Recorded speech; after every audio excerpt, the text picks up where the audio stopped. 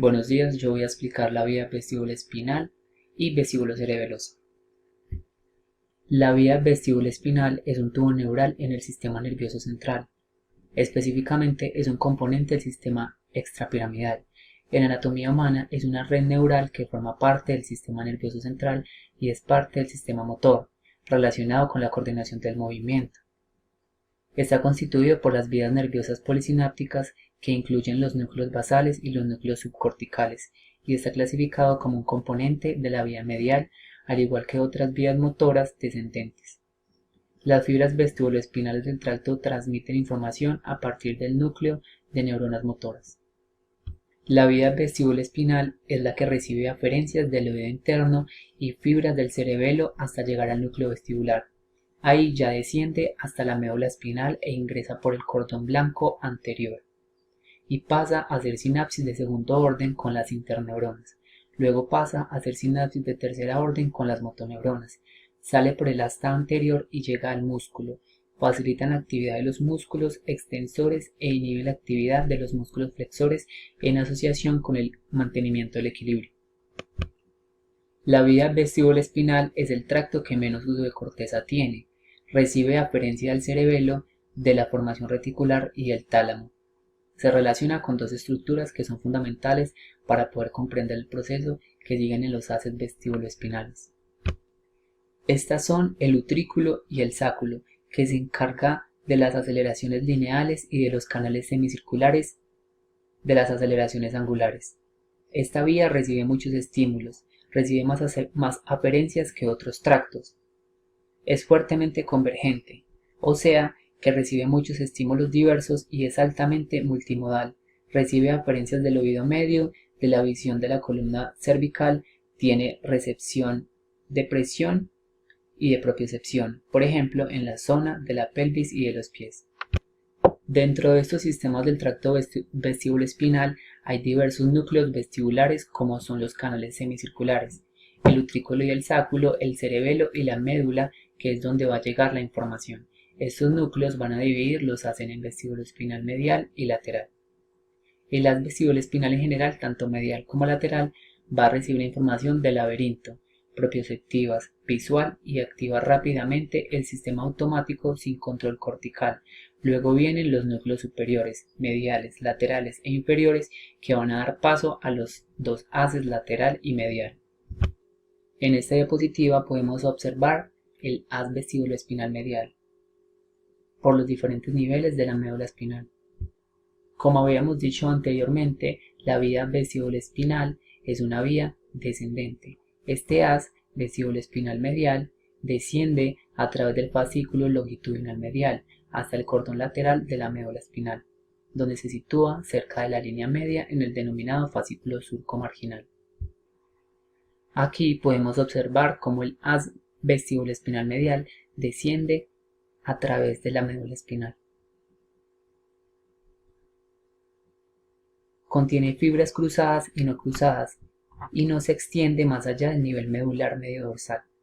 Las neuronas que dan origen a las fibras del haz vestíbulo-espinal medial están localizadas principalmente en el núcleo vestibular medial, pero algunas se originan en los núcleos vestibulares inferior y lateral. Sus fibras terminan principalmente en los segmentos cervicales, específicamente en la lámina 8 y en la parte posterior adyacente a la lámina 7, que se encontraría en esta parte. En la próxima diapositiva la vamos a ver mejor. Como había dicho anteriormente, las fibras terminan principalmente en los segmentos cervicales, en la lámina 7, que sería esta, y la lámina 8, que sería la parte posterior, adyacente a la lámina 8, que sería esta. Esta es la parte anterior, esta es la parte posterior. Este haz es bilateral. Esto implica que tiene una relación importante con las actividades motoras de postura que puede hacer la cabeza. No va hasta el tronco, solamente parte del núcleo vestibular medial, desciende bilateral y va integrando las dos partes del cuerpo.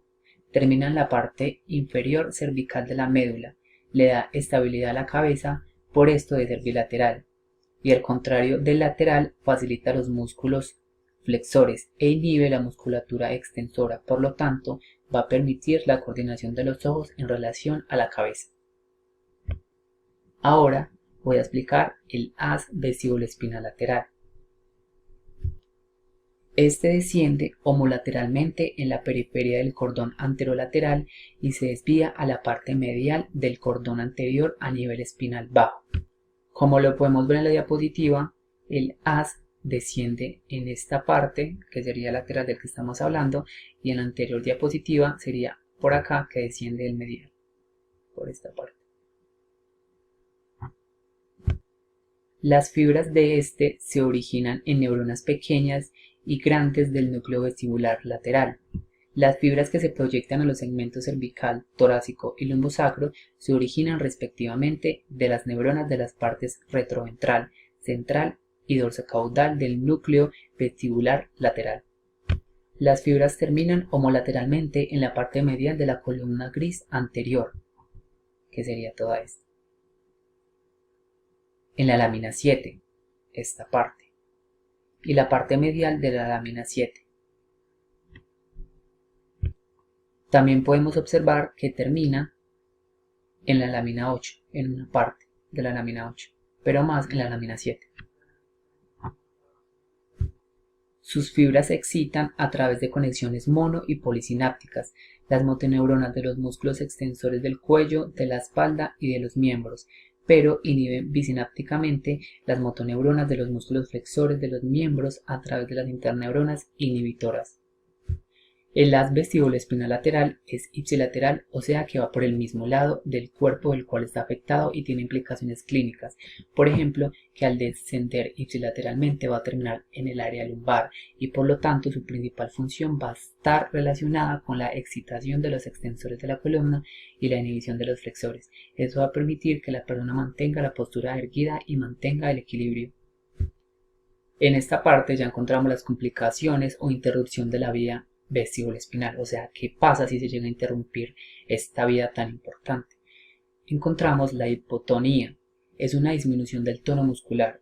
Su consecuencia, como se dijo anteriormente, es la disminución del tono muscular del hemicuerpo, del mismo lado de la lesión, por lo tanto se observa una desviación o caída hacia el mismo lado.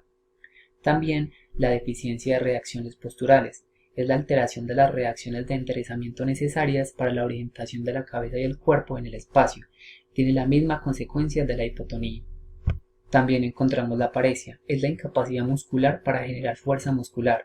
Su consecuencia es la incapacidad para generar respuestas antigravitacionales y de equilibrio, al igual que para generar movimientos coordinados. También encontramos el nistagmus vertical y estrabismo. El nistagmus, movimiento rápido de los ojos en sentido vertical.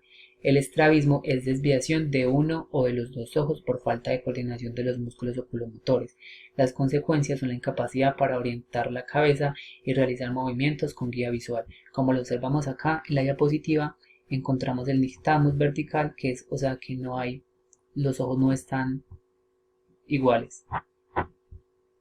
Y por último encontramos el vértigo, que es una sensación de movimiento o de giro que a menudo se describen como mareo. Encontramos el vértigo periférico y el central.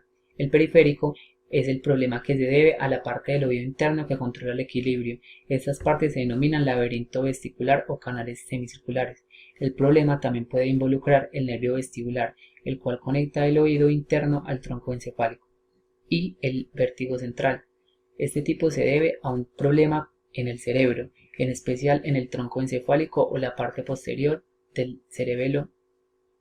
Ahora voy a explicar la vía vestíbulo-cerebelosa. Está relacionado con el lóbulo floconoludar, cuyas principales funciones son el control y la regulación de los movimientos oculares y el equilibrio corporal durante la bipedestación y la marcha.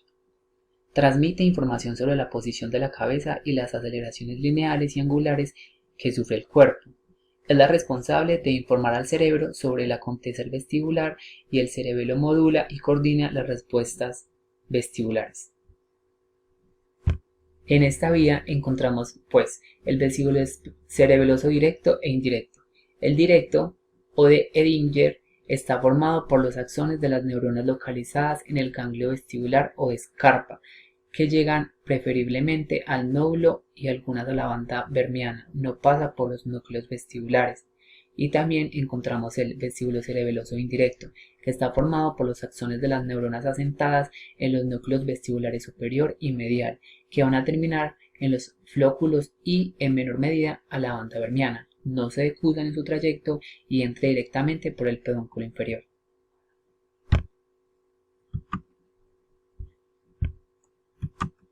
Acá ya encontramos la bibliografía y eso es todo. Muchas gracias.